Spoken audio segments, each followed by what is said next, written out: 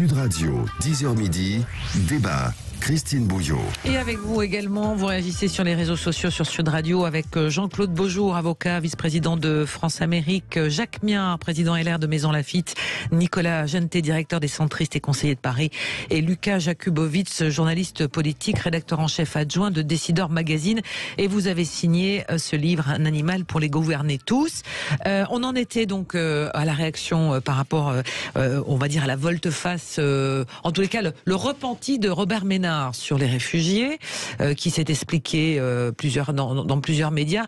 Jean-Claude, vous vouliez réagir à ça? Moi, je crois que finalement, qu'un homme politique dise « je me suis trompé », eh bien pourquoi pas? Je pense qu'il faut prendre... C'est plutôt ça même, je dirais, quelque part. Mais justement, je crois que ça honore la démocratie, ça honore le débat.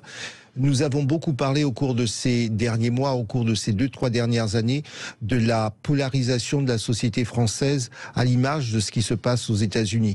Les bons, les méchants, vrais ou faux, etc. On a l'impression que le personnel politique et les acteurs publics ne sont plus des êtres humains. Eh bien oui, on peut se tromper, et s'il s'est trompé, dont acte. Ça, c'est sur la forme. Sur le fond, ça nous renvoie au vrai débat, parce qu'au fond, il faut qu'on aille au-delà de ce qu'a dit, en tout cas de la personne de Robert Ménard, c'est de nous dire que finalement, nos politiques migratoires, le regard qu'on porte sur l'autre ne doit pas être dicté simplement par l'émotion, ne doit pas être dicté par nos préjugés, par nos pré-ressentis, mais au contraire, ce regard doit être réfléchi, on doit prendre le temps de savoir ce que seront nos politiques migratoires, de réfléchir à ces sujets, parce que ce sont des vrais sujets. Quand on a parlé de politique migratoire, j'ai eu l'occasion de vous dire sur ce plateau que la question n'était pas simplement il y a des immigrés qui nous en voudraient, pour résoudre ce sujet, parce qu'il y a un risque d'instabilité migratoire à travers la planète.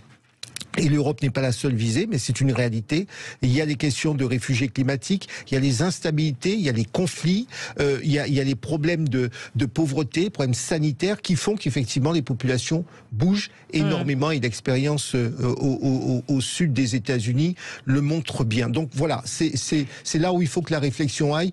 Je terminerai en disant à cette remarque, relisez très bien l'ouvrage de Jean Birbaum, qui est journaliste, L'art de la nuance, ou le courage de la nuance, parce que je crois qu'aujourd'hui, plus que jamais, la parole publique a besoin d'un peu de nuance et un peu de raison.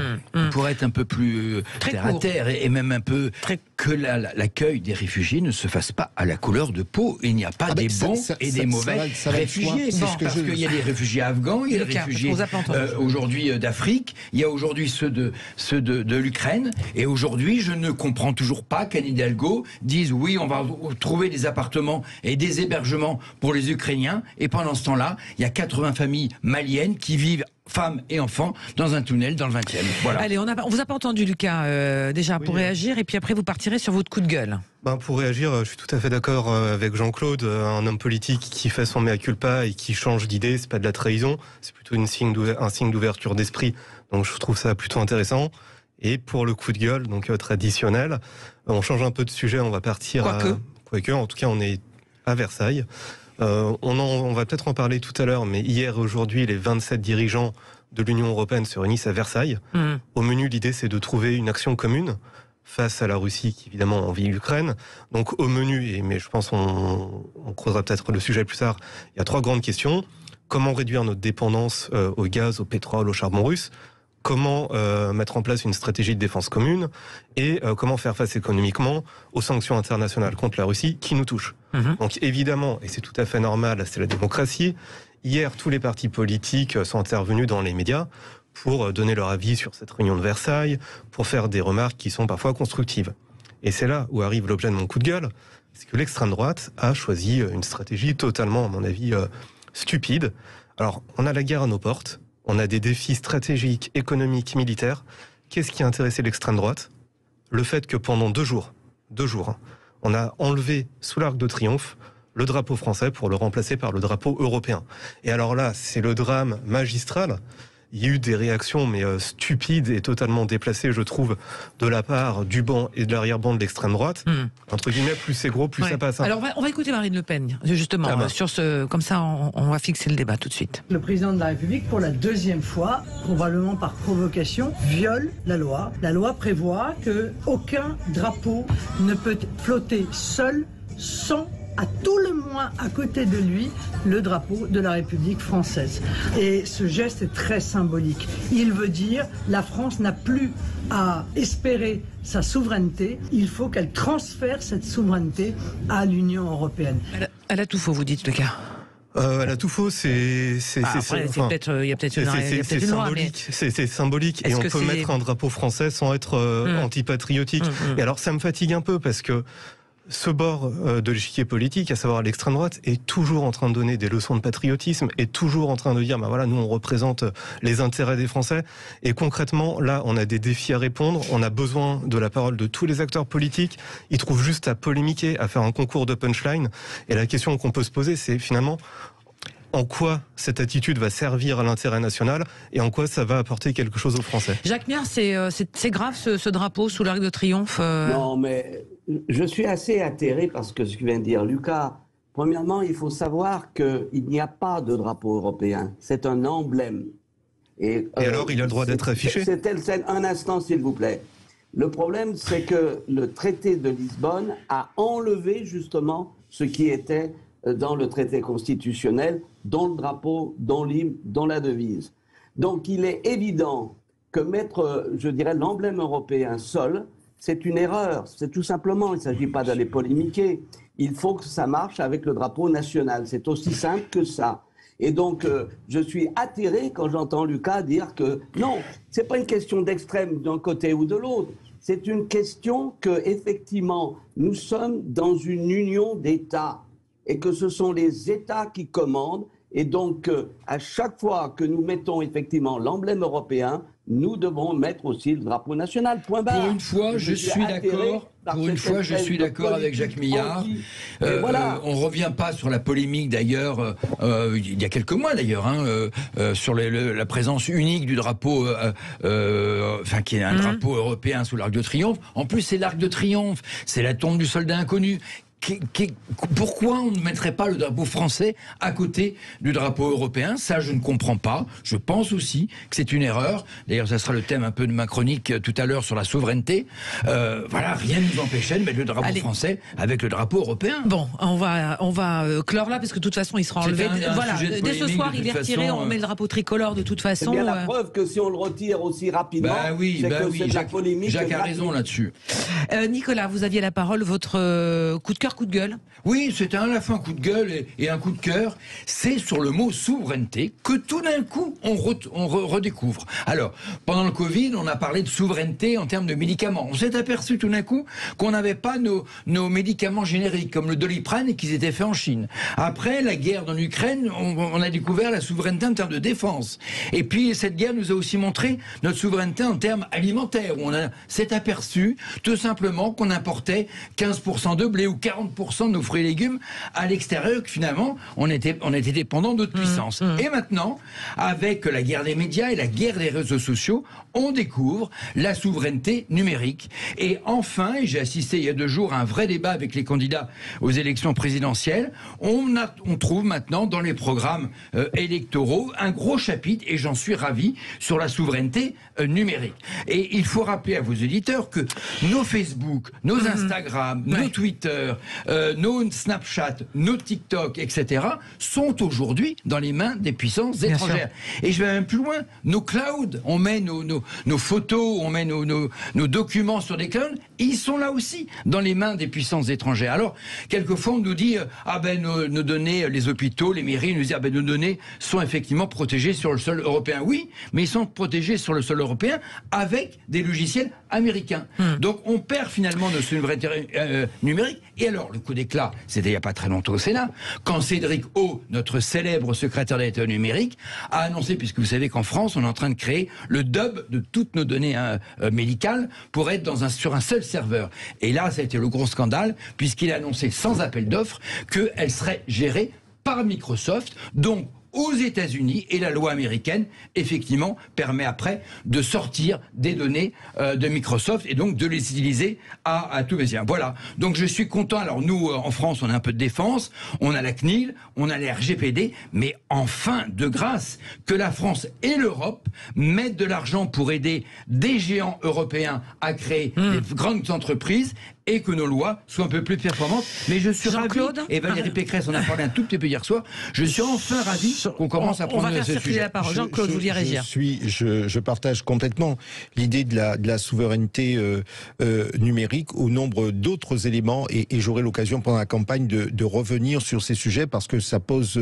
il faut aller beaucoup plus loin. Juste une précision parce qu'on ne peut pas tout détailler. Vous savez, le problème de la souveraineté doit être complètement lié aux choix budgétaires que nous faisons très souvent. On a parlé de la question industrielle, on a parlé de la question de santé, vous parlez aujourd'hui du numérique. Le vrai sujet souvent, c'est qu'on a une vision purement financière en se disant, on prend ce qu'il y a de moins cher ou on prend ce qu'il y a de plus à porter, ou parfois on se dit, oui, comme ça on va se délester d'une masse salariale dans le même temps, mais au chômage un certain nombre de gens dont on finance le chômage au passage. Donc tous ces choix budgétaires qui sont faits parfois par des financiers, j'ai envie de dire, à la vue ou par des technocrates limitée. Dans les grands ministères. Mais c'est souvent des financiers. Alors, en tout cas, derrière, quel que soit les ministères, vous avez des financiers. Et donc, ce sont des choix qui s'avèrent un danger. Donc, c'est là où nous devons déterminer les quelques chantiers prioritaires en matière de souveraineté et puis faire les choix corrects pour les années à venir. Jacques Mien, votre coup de cœur. Oui, attendez, avant de passer à mon coup de cœur... la pendule, elle tourne. Oui, j'entends bien, mais il faut donner du temps au temps, c'est bien connu. Mais il est d'accord. Vous êtes d'accord avec Nicolas. Bravo. Moi, j'avais déjà proposé inviter à Maison Lafitte de mettre en place, effectivement, un Internet sous maîtrise nationale, et il faut le faire. Aujourd'hui, le gouvernement va avoir des contrats de confiance avec les Américains. Permettez-moi de vous dire que je n'ai aucune confiance dans ces gens-là. Bon, ça c'est le premier point. Deuxième point, un coup de cœur, oui, effectivement. Je tiens à saluer l'élan des Français en générosité, en collecte de médicaments, de nourriture pour les Ukrainiens. Et donc, je trouve que c'est quelque chose, je sais que dans ma ville, on a déjà collecté l'équivalent de 30 mètres cubes.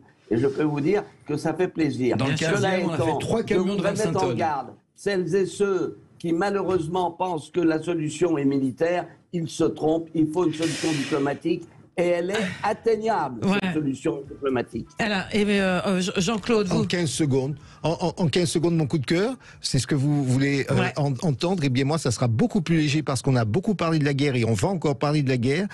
C'est l'exposition Cézanne à l'Atelier des Lumières à Paris. Une façon de revisiter à la fois la Provence, ses lumières, et puis une façon aussi de redécouvrir l'œuvre de Paul Cézanne. Voilà, c'est tout ce que je voulais vous dire. C'est très parisien. C'est une façon aussi de voyager. Il va pas faire beau sans empreinte carbone, sans porter atteinte à l'empreinte carbone. Alors, moi, mon coup de cœur va à une femme extraordinaire qui s'appelle Latifa Benziaten. C'est la mère du soldat Imadi Benziaten qui est décédé, qui a été tué, assassiné par un terroriste à Toulouse. C'était exactement il y a 10 ans, jour pour jour. Et j'en profite et je fais un coup de griffe également. L'organisation des cérémonies commémoratives qui auront lieu dimanche prochain à Toulouse, puisqu'elle regrette l'ISRA. Elle sera présente en mémoire des victimes et personne n'a pensé à inviter les gradés militaires français, puisque son fils, dit-elle, était un soldat. Il fallait la présence des militaires. Donc c'est vrai que c'est un petit problème dans le protocole de l'organisation de ces commémorations. Voilà, moi, gros coup de cœur à cette femme qui depuis 10 ans se bat pied à pied. Respect, parce que c'est un courage, perdre son enfant et avoir le courage de se battre. Respect. Voilà, et pensez aussi pour les victimes de Mérin, c'était il y a pile 10 ans, jour pour jour. Dans un instant, on va continuer, on va parler du duel entre Valérie Pécresse et Éric Zemmour hier soir. Est-ce que ça peut faire avancer le débat de la démocratie, ce genre d'émission télévisée, ce genre de duel? En tous les cas, ça a été un carton d'audience. On verra ça avec nos 4 débatteurs dans un instant. À tout de suite. Sud Radio, 10h midi, débat. Christine Bouillot. Avec Nicolas Jeantet, directeur des Centristes, conseiller de Paris, Lucas Jakubowicz, journaliste politique, rédacteur en chef adjoint de Décideur Magazine, Jean-Claude Beaujour, avocat et vice-président de France Amérique, et Jacques Miard, maire LR de Maison Lafitte. Alors après nos coups de cœur et nos coups de gueule, le premier débat de cette matinée, c'est ce débat hier soir entre Valérie Pécresse et Éric Zemmour sur TF1 et LCI. Notons donc les très bons scores d'audience que soulignait tout à l'heure Gilles Gansman sur la partie, les 20 premières minutes qui étaient communes aux deux chaînes. On doit frôler les 5 millions de téléspectateurs.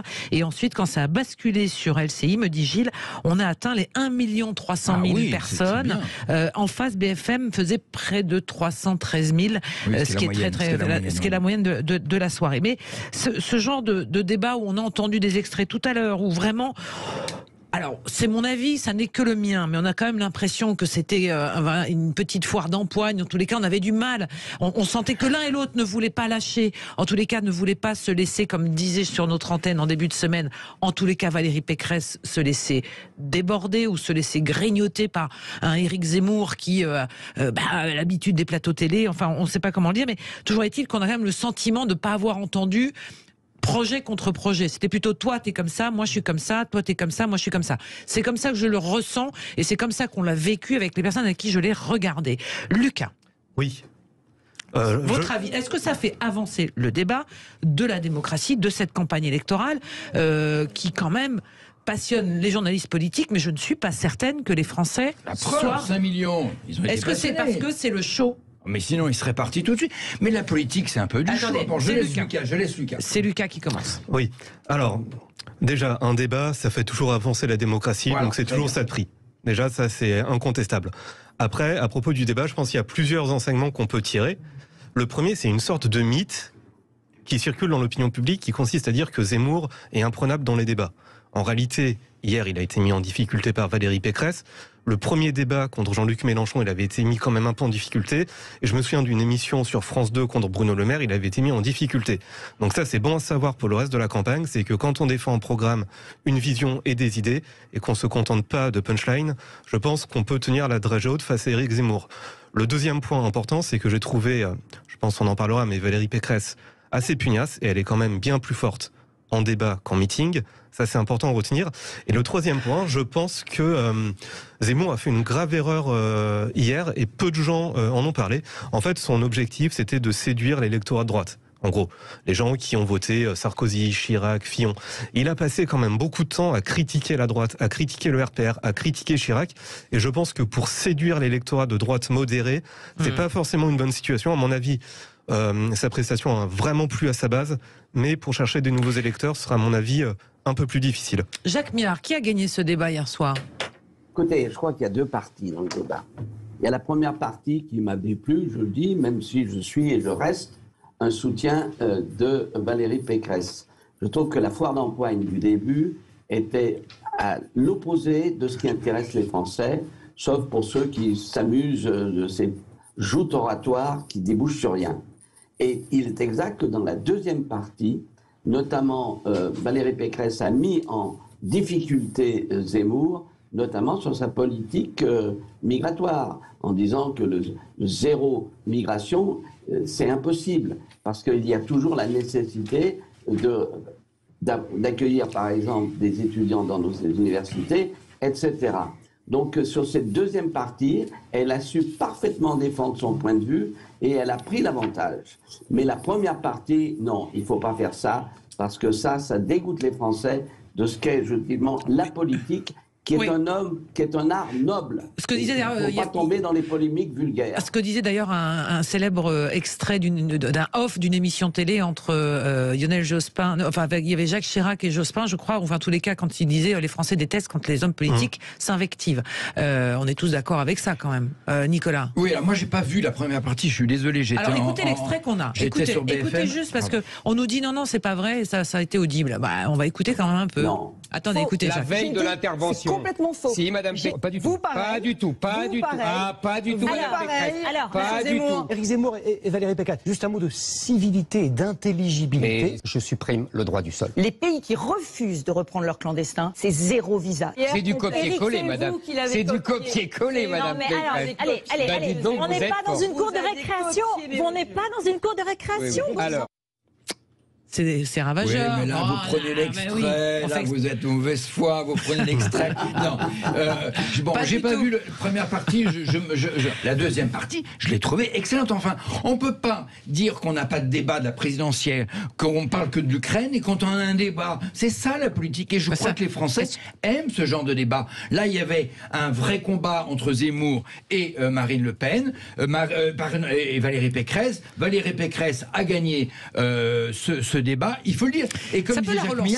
Est-ce que ça peut la relancer? Elle l'a mis quand même, juste, je termine là-dessus, elle l'a mis quand même KO sur 2 éléments fondamentaux, comme l'a dit d'ailleurs Jacques Millard. Un, sur l'islam et l'islamisme, quand même, faut arrêter, c'est 2 choses totalement différentes, et également sur le zéro immigration. Donc sur les 2 thèmes centrales de la campagne de Zemmour, elle l'a mis KO. Donc, je suis désolé, félicitations. Alors moi, je suis comme Jacques Millard, je soutiens Valérie Pécresse, je suis même dans l'équipe de campagne de Valérie Pécresse. Donc, bien évidemment, je la défends, et je reconnais qu'elle est pas bonne sur les grands meetings, on en a discuté avec elle 100 fois. Mais sur ce genre de débat, elle est excellente, et ça prouve qu'elle peut demain diriger le pays avec poigne, voilà. Ça veut dire qu'il faut continuer d'insister pour qu'il y ait des débats de ce type-là avec Emmanuel Macron avant le premier tour. Il faut. Juste Jean-Claude. Un regard un petit peu plus international. Moi, vous voyez, par exemple, la seule chose qu'on peut regretter, c'est que ça ne soit pas en effet plus cadré. Quand je pense au débat qu'il y a aux États-Unis sur la présidentielle, c'est vrai que c'est plus cadré, mais un peu plus ennuyeux, certainement. Et c'est cela qu'il faudrait, parce qu'effectivement, sur la première partie, on entendait moins bien. Et je partage l'idée que de toutes les façons, les débats permettent d'entendre les candidats. On ne peut pas dire d'un côté, on nous vole, parce que j'ai entendu, on nous vole la campagne, on ne parle que de tel ou de tel sujet, et de l'autre dire les débats ne serviraient à rien. Donc je crois, oui, il faut les débats, oui, il faut continuer à ce qu'il y ait une campagne comme elle se fait, c'est-à-dire par voie de meeting, et puis par voie d'intervention. La campagne a commencé aujourd'hui, parce que le début de campagne de Macron, sa fameuse fausse audience, fausse discussion avec des faux Français, pas des Français, mais triés sur le volet avec des fausses questions.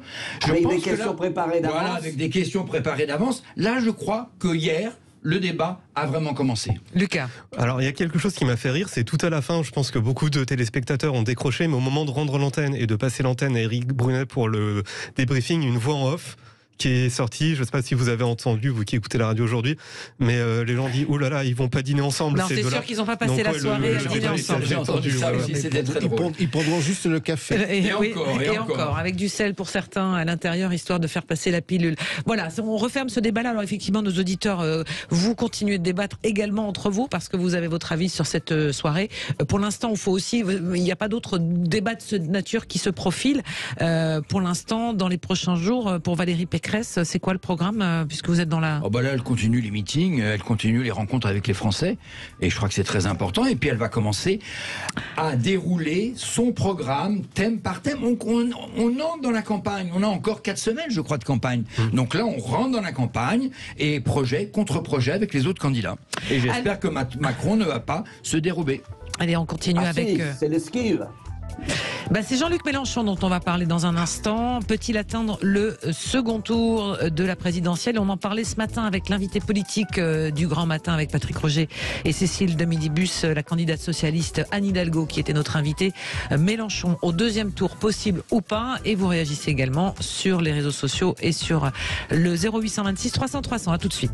Sud Radio, 10h midi, débat. Christine Bouillot. Avec Jacques Millard, maire LR de Maisons-Laffitte, Nicolas Jeantet, directeur des centristes, conseiller de Paris, Lucas Jakubowicz, journaliste politique, rédacteur en chef adjoint de Décideur Magazine, et Jean-Claude Beaujour, avocat et vice-président de France Amérique. Alors, on continue de parler de cette campagne présidentielle. C'est ça qui est bien, c'est qu'on dit que ça passionne pas les Français, mais nous, ça nous passionne.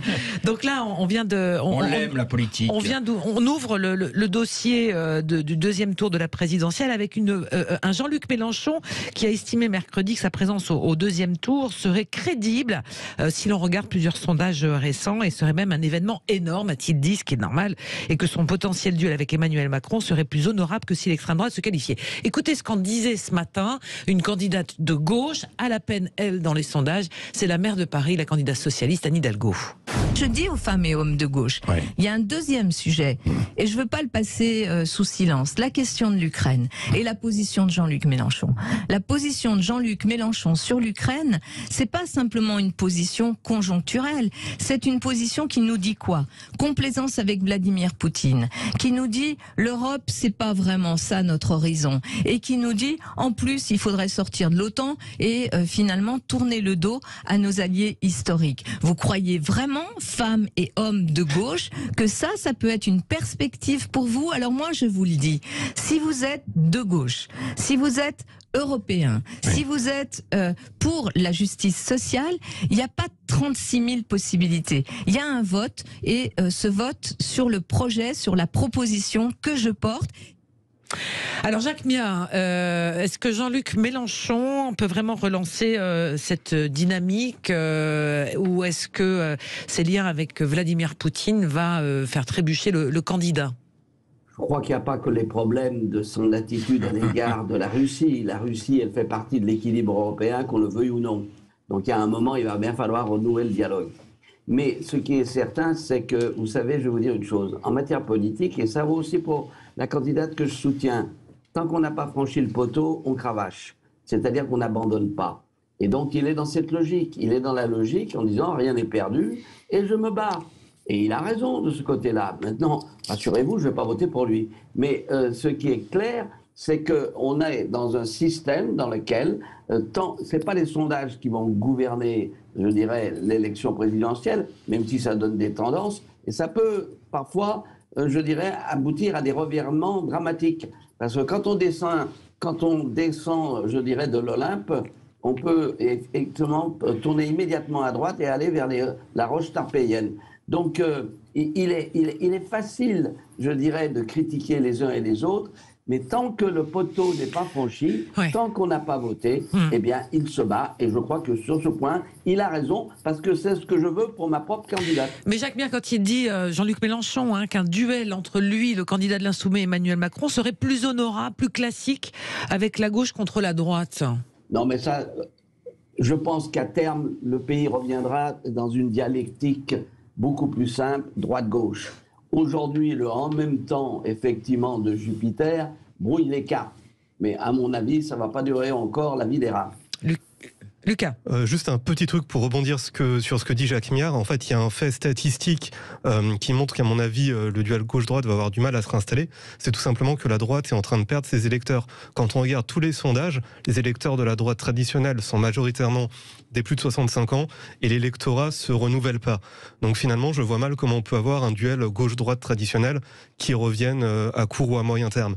En ce qui concerne la candidature de Mélenchon et son score, il y a quelque chose qui est assez cocasse, c'est que effectivement, il peut accéder au second tour avec 12, 13, 15%, mais il ne faut pas oublier que malgré tout, il peut arriver au second tour avec 15%, mais en perdant 20-25% de ses électeurs de 2017.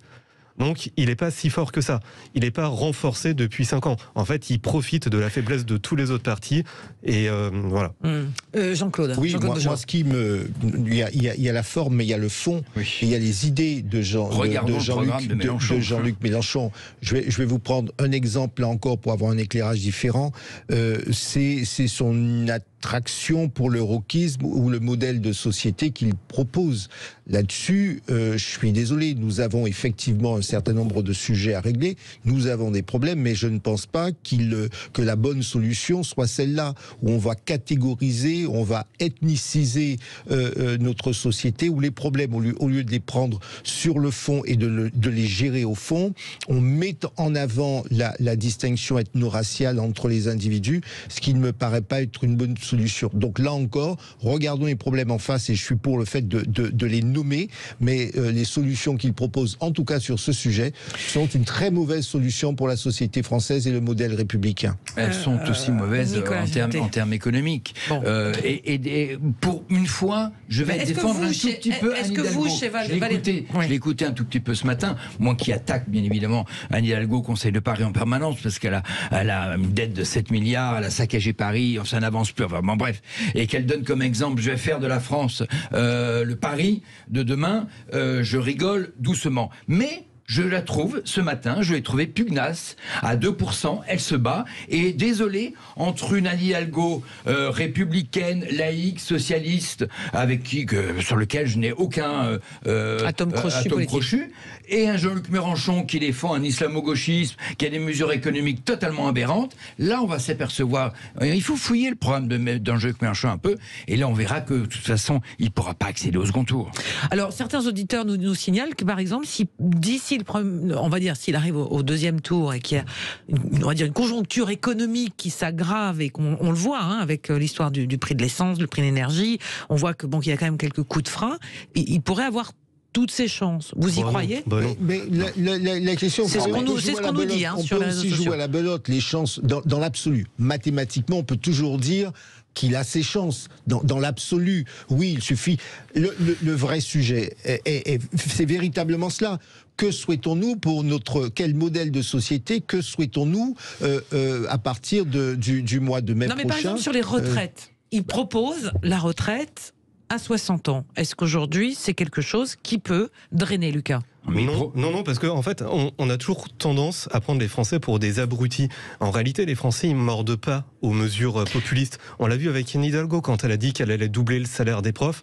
Les profs eux-mêmes se sont dit que c'était impossible. Aujourd'hui, les Français, dans leur immense majorité, savent bien que techniquement, on ne peut pas revenir à la retraite à 60 ans. Et pour le deuxième tour, ce qui peut poser problème à Mélenchon s'il y accède, c'est qu'il va avoir du mal à rassembler autour de lui. Et évidemment, quand on passe 5 ans à insulter tout le monde, les classes moyennes, les écolos, les socialistes, je vois mal comment il va pouvoir rassembler à gauche. Ouais, alors insulter tout le monde, peut-être pas, mais disons que... Il n'est pas dans une logique de bienveillance, on va dire. En tous les cas, j'essaye de se normaliser comme Marine Le Pen. Alors comment vous expliquez cette dynamique? Ils essaient tout simplement, pour accéder au second tour, de se normaliser et donc d'épurer sur leur programme voilà, c'est tout.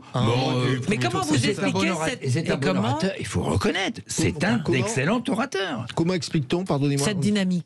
C'est lui qui grimpe à gauche. Il n'y a pas de dynamique pour l'instant. Non, il n'y a pas de dynamique. Qu'il gagne quelques points, parce que il faut se souvenir qu'au dernier scrutin... Parce que la gauche est très faible, en plus. Au dernier scrutin, il était à quelques points au-dessus, donc c'est parce qu'il part de beaucoup plus bas qu'il ne l'a espéré. Ça, c'est la première chose. Ensuite, rappelons-nous que, en réalité, toutes ces discussions n'auront non d'intérêt que s'il est véritablement présent au second tour. Qu'il monte de 1 ou 2 points, je vais vous dire, ça fait pas le jeu.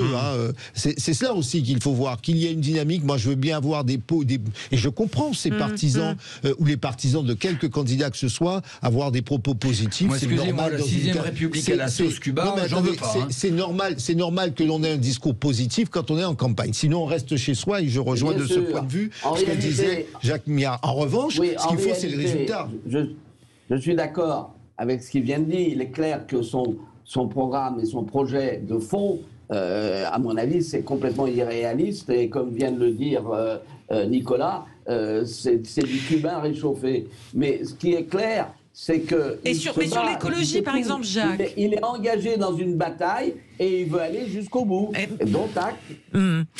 Sur l'écologie, par exemple, surtout qu'il a déjà éliminé Sopira. Alors, peut-être qu'il va éliminer aussi Hidalgo. Et il y a Yannick Jadot aussi, puisqu'il a un programme écologique qui plaît à l'électorat écologiste. Tous les candidats de la gauche aillent derrière lui. Donc c'est lui le vote de gauche, Lucas. Non, mais en fait, il y a une sorte de malentendu. C'est-à-dire que, évidemment, Mélenchon est écologique, Yannick Jadot est écologique, mais l'électorat écolo, enfin l'électorat ELV, jamais pour Mélenchon. Globalement, est plutôt libéral sur le plan économique et plutôt proche de la social-démocratie.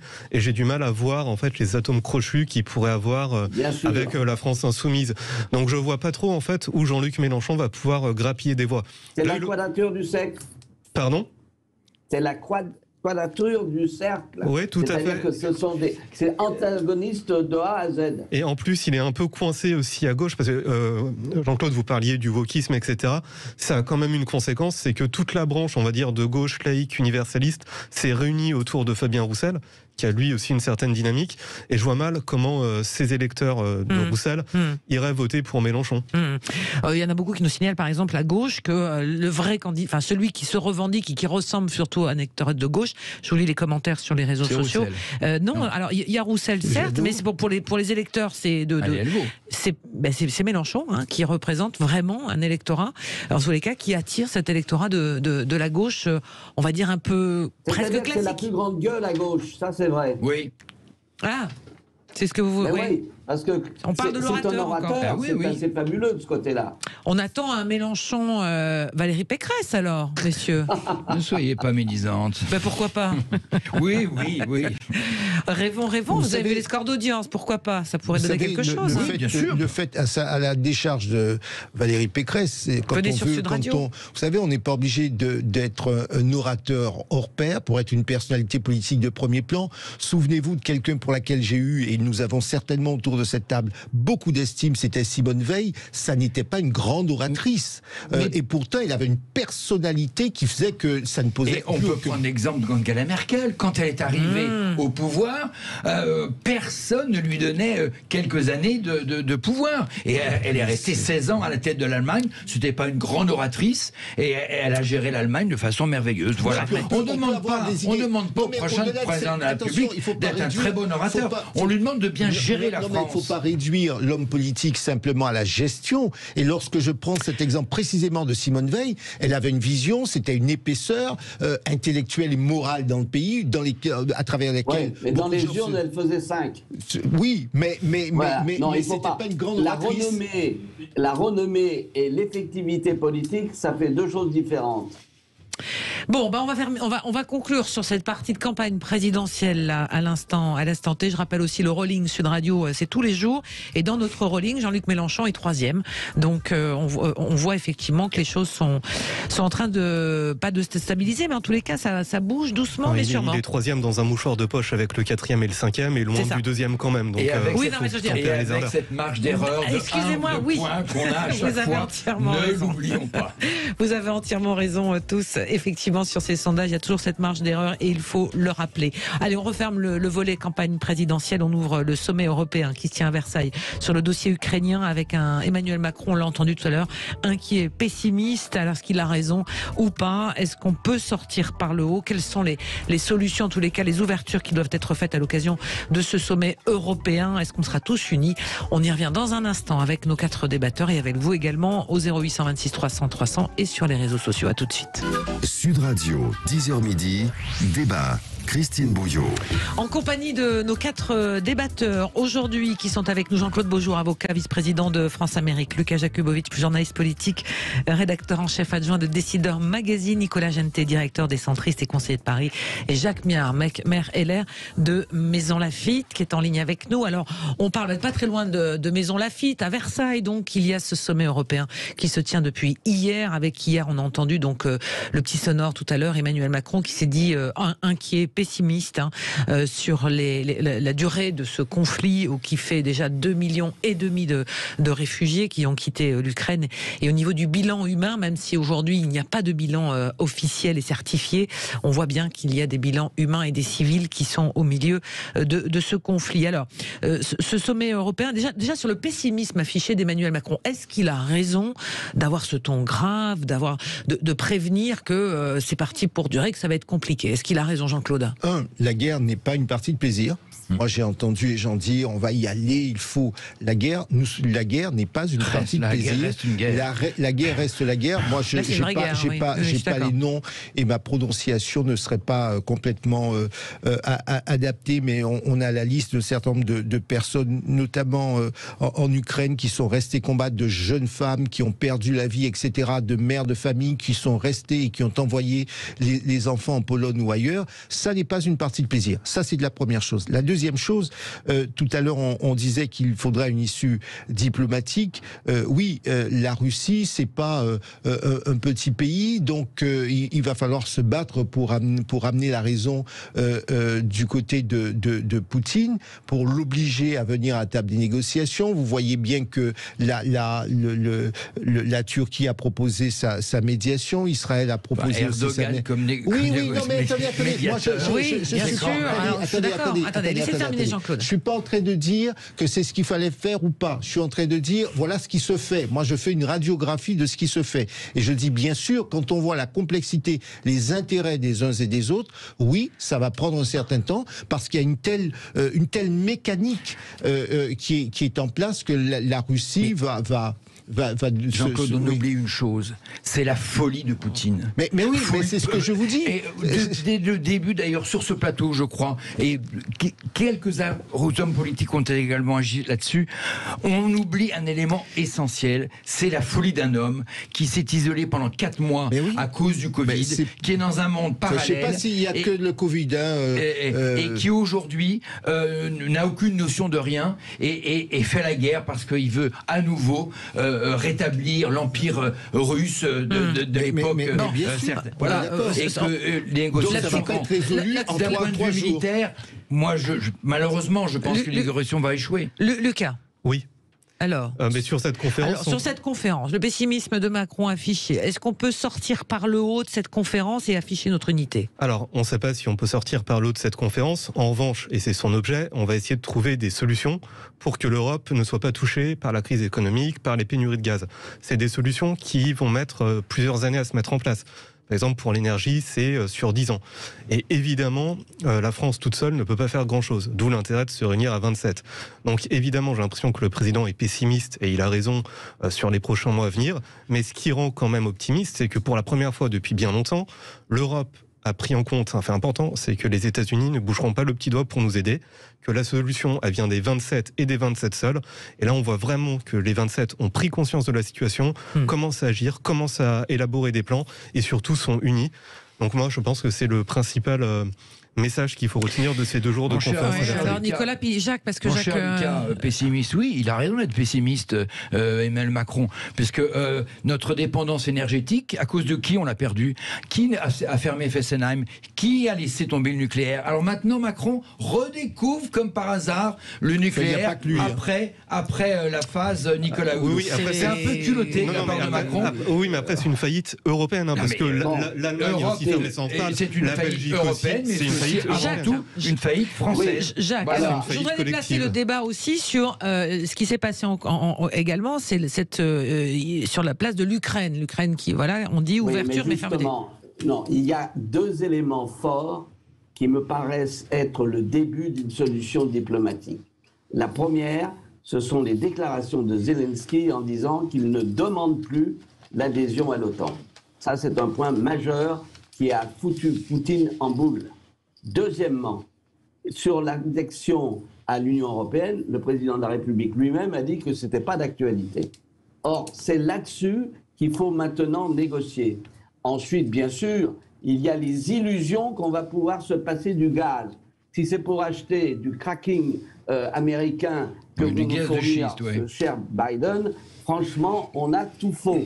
Donc, il n'y a qu'une solution, c'est de se mettre autour d'une table, de répondre à ce que, malheureusement, les soviétiques, je les appelle toujours les soviétiques parce que dans leur esprit... Tu as raison, Jacques. De répondre factuellement à un certain nombre de demandes qu'ils ont mises sur la table et qu'on a superbement ignorées. Ils avaient envoyé aux Américains une note diplomatique en disant « Attention, ça c'est une ligne rouge ».